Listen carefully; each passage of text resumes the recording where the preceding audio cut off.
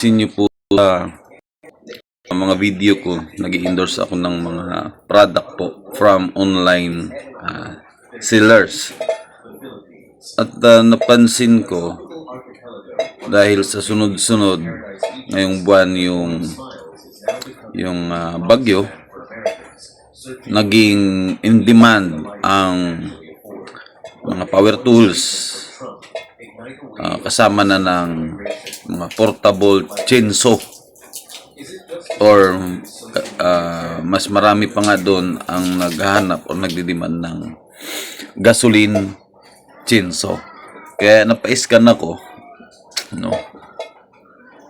sa batas na nagre-regulate sa paggamit ng chainsaw. Kaya wag po tayong basta-basta bibili ng chainsaw kung hindi pa naman naka-prepare yung mga required na dokumento na kakailanganin natin upang makakuha ng permiso sa ahensya ng gobyerno na nagre-regulate dito. Yun po ang DNR, Department of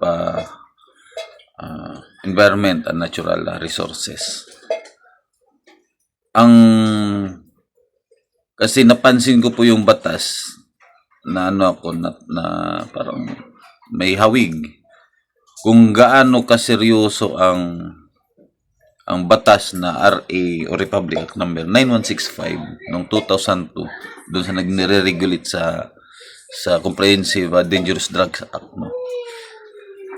Ang chainsaw law po ay RA 9175.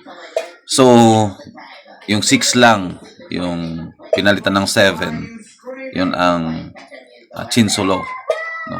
Para yung taon sila enact ng Senate, 2002 rin ginawa ang chainsaw.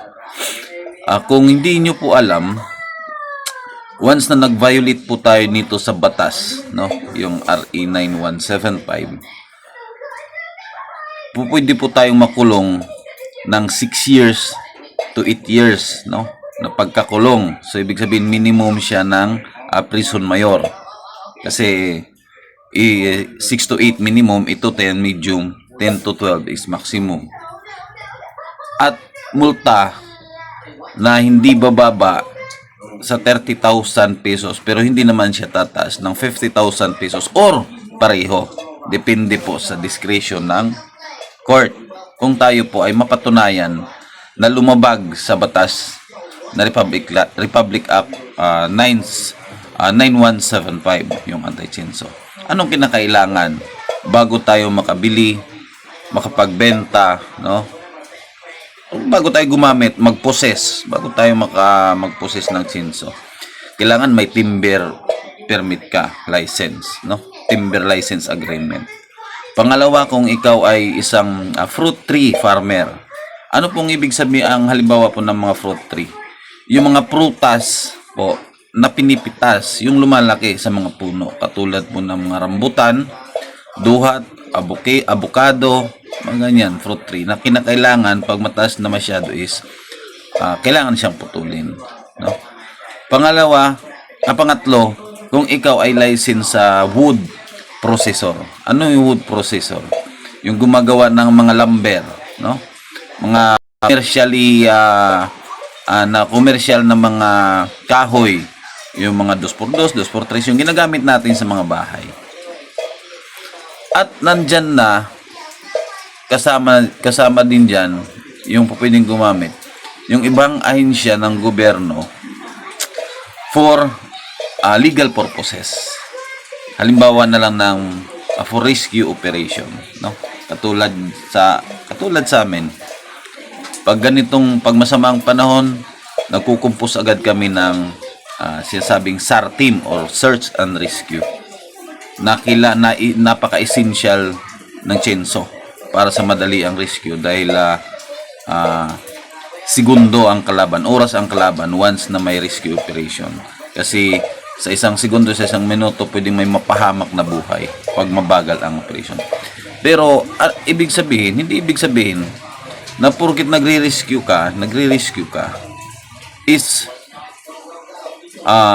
exempted ka na sa batas na RE 9175. Kahit legal purpose siya, kahit humanitarian operation, rescue operation, ang batas po ay kailangan mag-secure ng permit, no?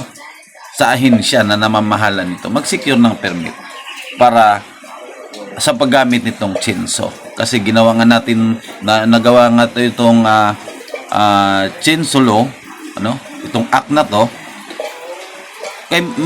dahil sa purpose na rin, para ma-prevent, ma-regulate ang mga chainsaw operator doon sa mga umaabuso sa ating kagubatan. Yung mga nag-i-illegal logging.